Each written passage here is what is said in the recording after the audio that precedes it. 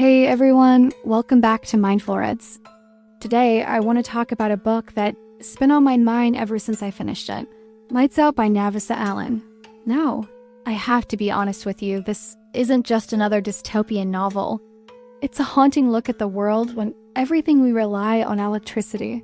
Our systems, our technology disappears in an instant. In this world, nothing feels safe anymore. And as much as I wish I could just dive into all the action, there's a heavy weight to the story that demands we pause and reflect on what we're truly dependent on in our own lives. That's not just about surviving without power, it's about what happens when the lights go out and we're forced to face what is left. So, as we walk through the pages of Lights Out, I want you to think about how this story might unfold in your own life. How would you survive in a world without the comforts and securities we often take for granted? What kind of person would you become when survival becomes your only focus? And hey, if you want to hear the full story or grab a copy of the book, I've left a link in the description below for you to check out. Now, let's dive in.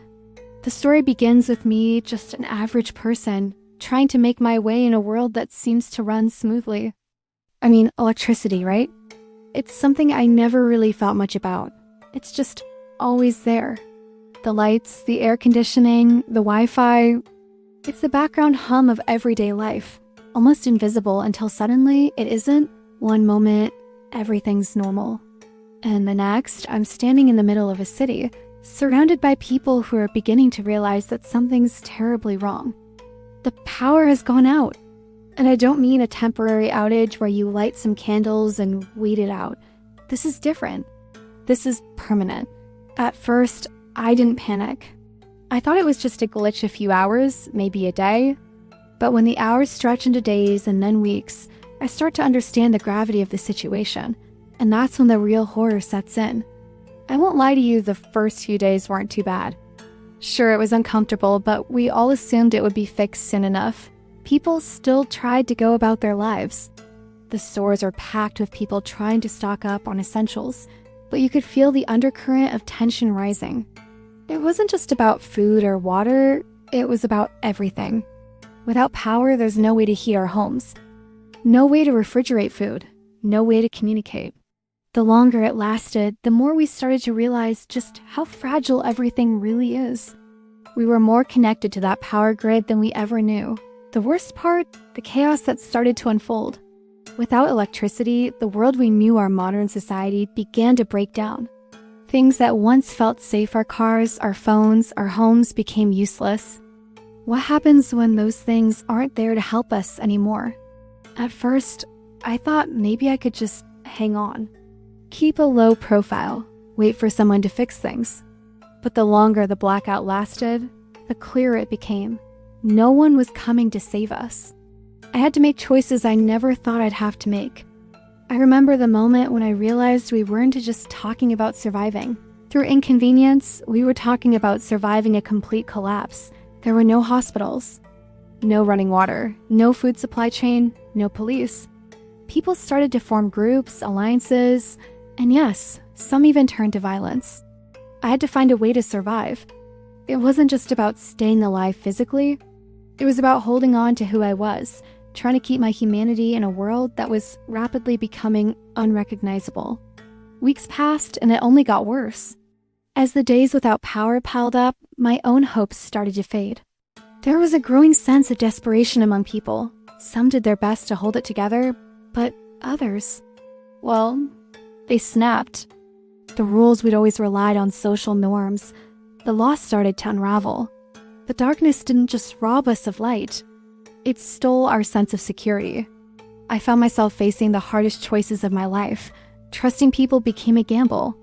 I learned quickly that the things I used to take for granted, like the kindness of strangers, were fragile in times of true crisis.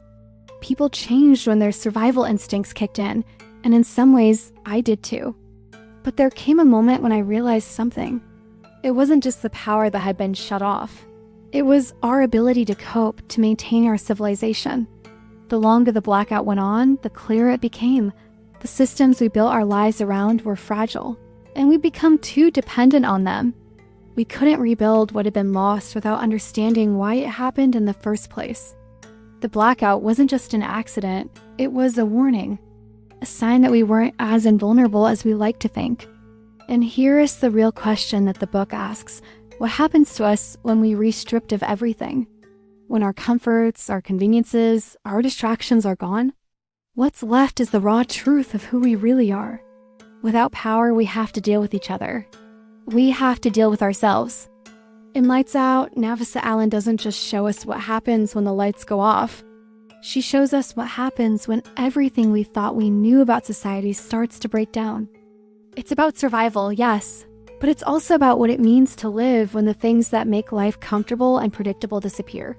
Eventually, I had to make a choice.